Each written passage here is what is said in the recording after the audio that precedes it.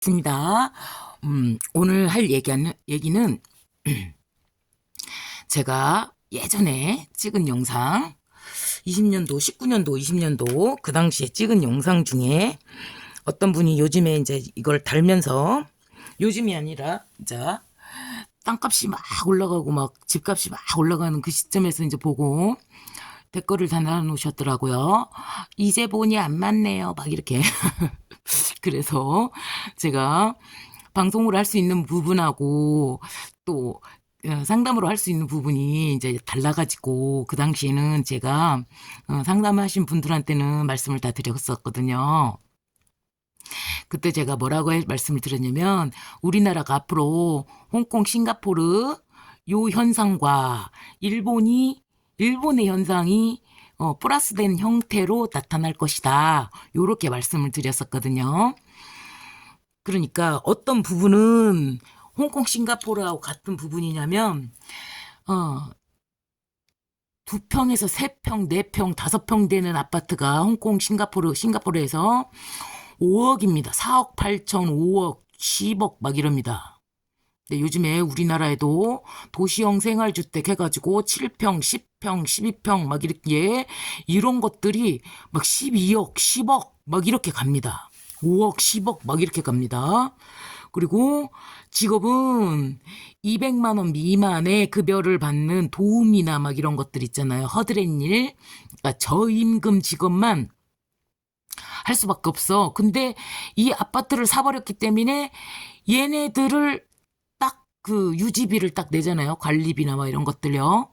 그거를 딱 내고 나면은 내고 한 2, 30만 원으로 이제 먹고 그러다 보면은 없어. 아무것도 없어. 이게 싱가포르, 홍콩의 일반인들의 모습이고 또 일본은 부동산이 장기적으로 30년 동안 하락을 했기 때문에 잃어버린 30년이라고 우리가 부릅니다.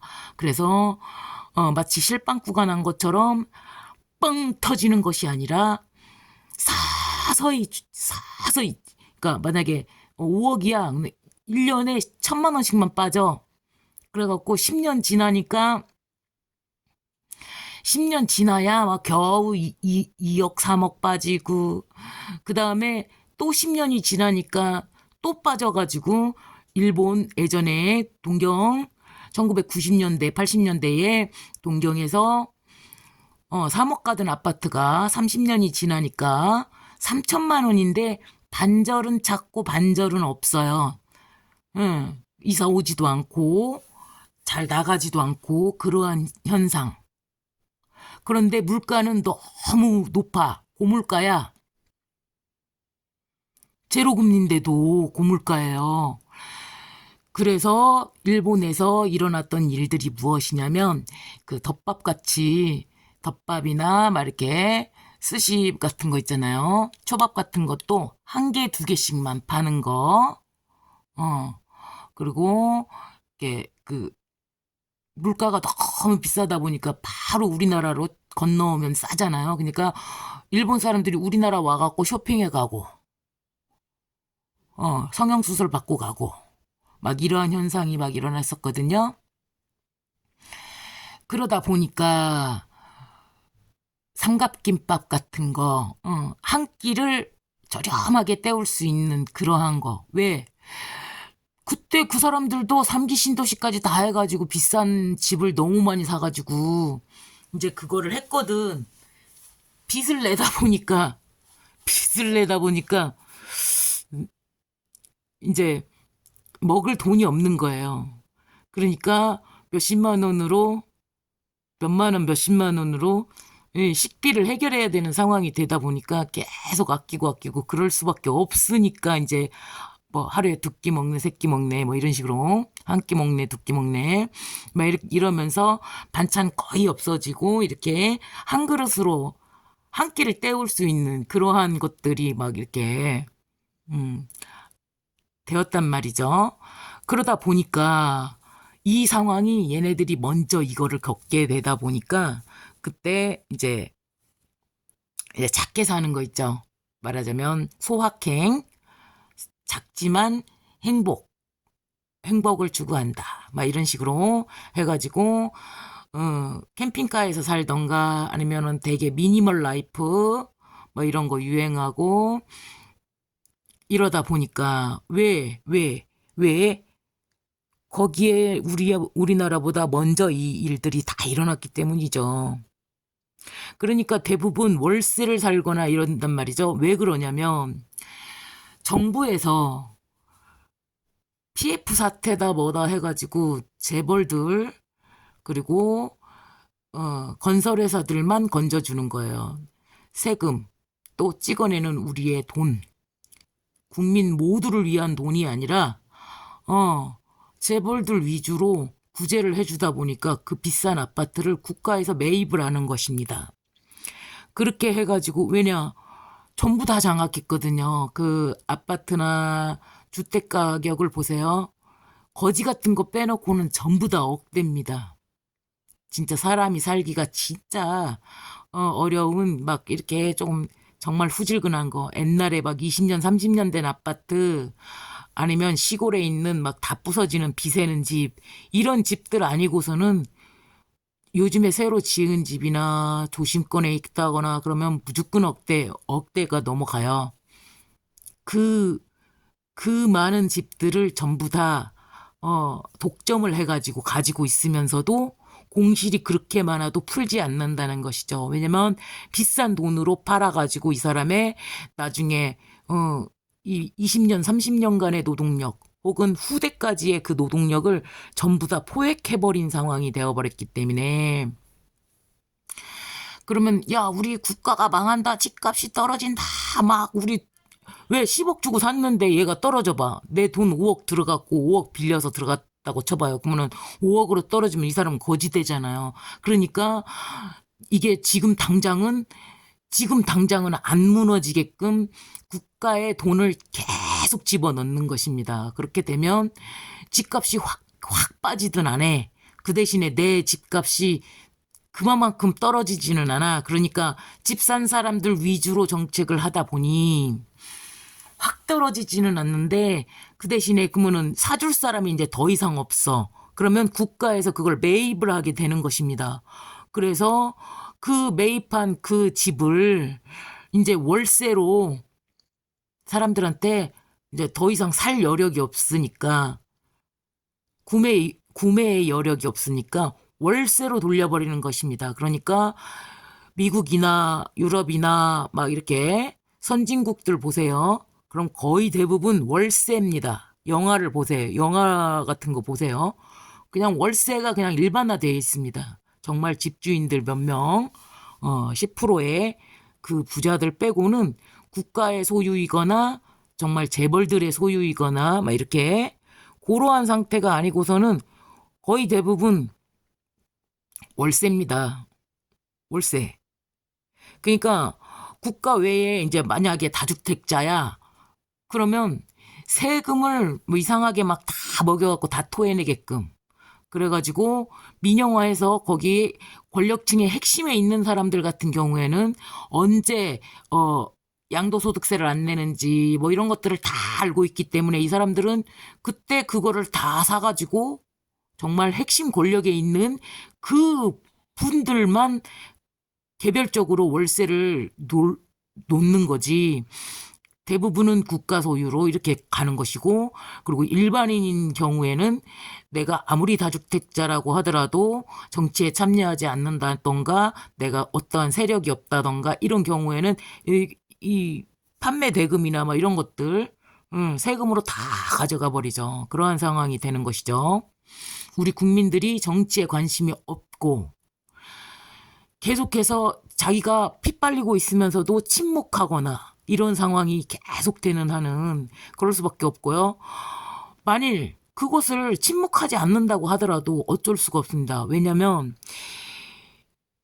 신공산주의거든요. 이것을 바로 신공산주의라고 하는데 자 내가 10억짜리 아파트를 샀어. 5억 빌려가지고 샀어. 그러면 이걸 더 이상 사줄 사람도 없고 팔리들 안 하고 나는 평생 갚아야 되고 이 상황에 되어 있기 때문에 이사 자체를 할 수가 없습니다.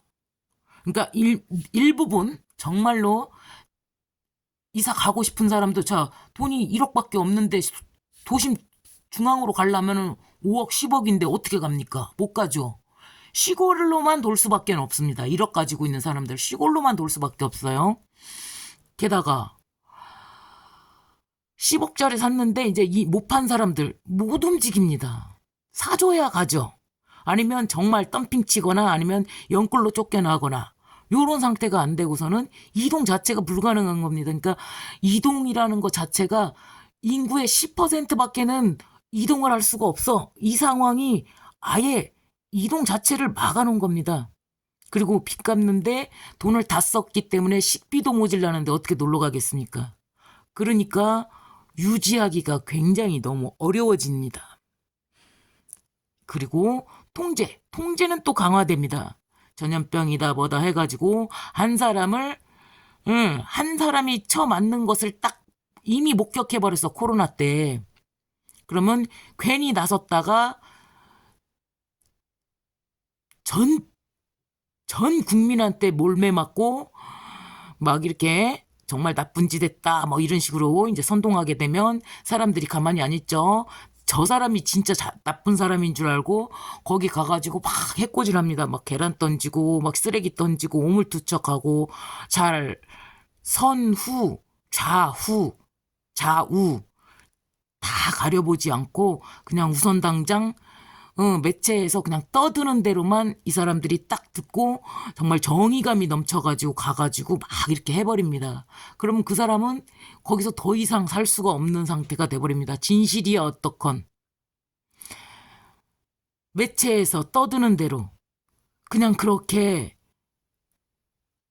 인민재판으로 끝나버립니다. 그것이 바로 통제가 강화되고 인권이 탄압되는, 그리고 불의가 있어서 법으로 아무리 호소를 해도 경찰에서 뭉개버립니다.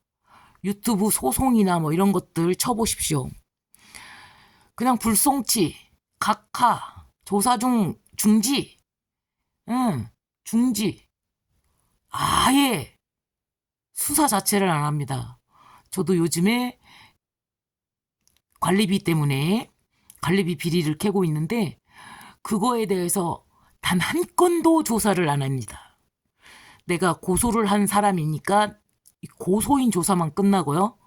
특정해서 조사 중이다. 요것만 달달이 날라오다가 갑자기 느닷없이 전부 다 3개월, 4개월 지나니까 전부 다 조사 중지, 공나무 종결 막 이런 식으로 전부 다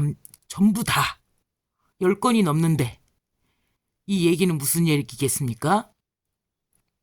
손정민 군의 사건이 서울 한복판에서 전도가 유망한 청년이 죽었는데도, 아버지가 대기업에 다니는데도 손 하나 깜짝할 수 없고 수사 그냥 종결해버리는 그런 나라가 돼버렸습니다. 이 일은 이제 우리 국민 누구에게나 일어날 수 있는 일이 되어버렸어요. 법치주의, 이게 민주주의죠. 법이 있으면 법대로 처벌해야 되는 것이 민주주의입니다. 그런데 법은 분명히 있는데 힘이 없는 자들이 이 법으로 했을 때 변호사가 없으면 아예 쳐주지도 않고요. 변호사가 있어도 요즘에는 눈치 안 봅니다. 그냥 뭉개버립니다. 그게 바로 신공산주의입니다. 우리는 민주주의 같은데, 자유주의 같은데 전혀 그렇지 않습니다. 그래서 이 소규모 단체들이 모이는 이유가 이렇게 뭉치지 않으면 내 자식을 지킬 수가 없고 살아남기가 너무 어렵기 때문에 자기의 가치관과 비슷한 사람들, 같이 모여서 살 수 있는 그러한 사람들이 모여서 살게 되는 것입니다. 그러면 이 단체들은 잘 안 건듭니다. 왜냐하면 한 명을 건드렸을 때하고 10명, 20명, 100명을 건드렸을 때하고는 상황이 다르기 때문에 우리나라에 분명히 법치주의고 법이 있지만 우리나라에는 이제 더 이상 그 법이 실효성이 없는 나라가 이미 돼버렸습니다. 이번에 선거 잘하셔야 됩니다. 한국이 나아가야 될 방향, 한국의 미래 이렇게 갈 건데 정말로 우리가 가만히 있어야 되겠는가? 우리가 정말로 그들의 손에 놓여서 정말로 우리가 이렇게 그냥 내 자식을 노예로 그냥 제공해야 되는가? 고민해 봐야 됩니다. 나 그거 복잡해서 그런 거 생각하기 싫어. 그러면 안 됩니다. 자꾸 생각해 봐야 됩니다. 자, 오늘도 공부하시는데 도움되시기 바랍니다. 감사합니다.